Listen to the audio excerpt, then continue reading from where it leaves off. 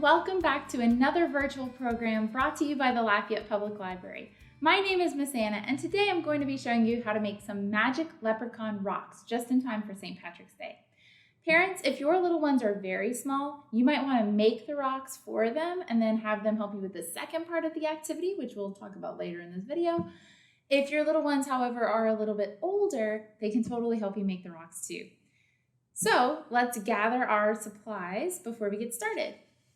To make your leprechaun rocks, you're going to need a baking sheet or some other type of container to put your rocks on to dry.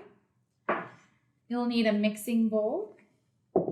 You'll need baking soda, and you're going to need 1 cup of baking soda. So also have your measuring cup ready.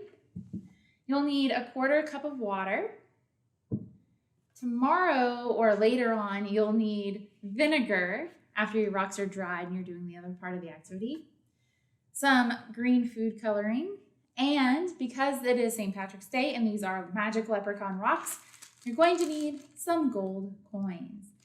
Parents, I was able to find these particular gold coins on Amazon for about $6, which is a pretty good deal. It's 100 coins, but you can also feel free to use things like pennies or Mardi Gras doubloons if you have any laying around the house.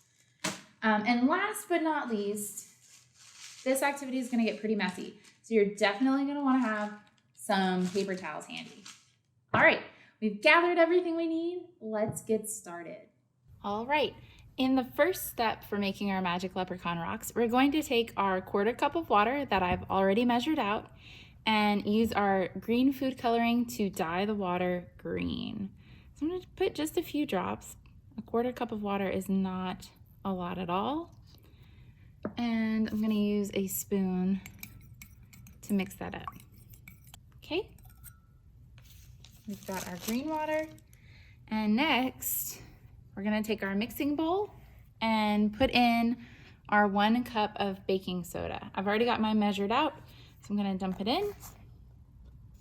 And next I'm going to take the 1/4 cup of water that we've dyed green and pour it in with the baking soda. And now I'm just gonna mix this up. I'm gonna start with the spoon, but I'm probably gonna need to use my hands. Yeah, almost immediately I need to use my hands to mix it. So this is where it's gonna get messy, but I'm gonna go for it.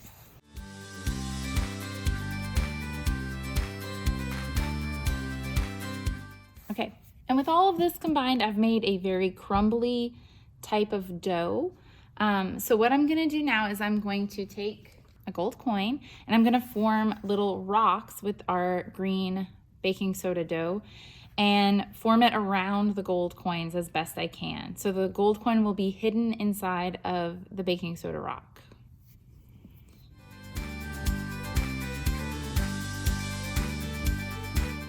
All right, I've got a rock formed. It's not perfect. It could still crumble, so I'm going to be very gentle with it.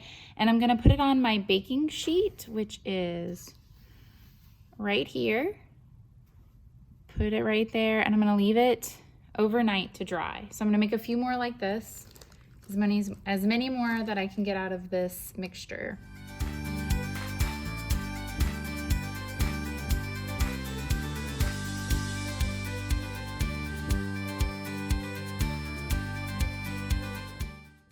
All right, I was able to get 3 rocks out of that first batch of dough, if you want to call it dough. So if you have more children and you want to make more, you can make another batch of the baking soda dough and create more rocks. I'm going to leave it at 3, and I'm going to leave these overnight to dry a little bit more. They're not really wet, but I want them to be even more dry. And then we will see what happens tomorrow. All right, everyone, it's the next day, and my magic leprechaun rocks were left to dry overnight. They're still very fragile, so you want to be very careful when picking them up and handling them. But what you can do with these is you can hide them around the yard, kind of like an Easter egg hunt, or around the house for your children to find. You can get older siblings to hide them for younger siblings, and just remind everyone to be very, very gentle with them, not to squeeze them, because they will just break. I have a broken one right here. This one was the last one I made, and it just wasn't made very well. And so all I had to do was pick it up, and it broke. which I think little ones would still enjoy because they still get the gold coin inside. But if they can pick them up and be gentle with them, they can put them in a deep Tupperware bin like this one or a bowl. And then we can do the next step together. And the next step is going to use our vinegar. I've already poured some vinegar into this squeeze bottle, so I'm going to use it like this. All right, let's do the next step. All right, so once your children have collected the magic leprechaun rocks from wherever they were hidden, and if they've been very careful with transferring them, you can put them in a deep Tupperware dish, kind of like this one, and put some vinegar in a squeeze bottle if you have it, and if not, a cup or a spray bottle works just fine. And then let them squeeze some vinegar onto the leprechaun rocks to reveal what's hidden inside. Here we go.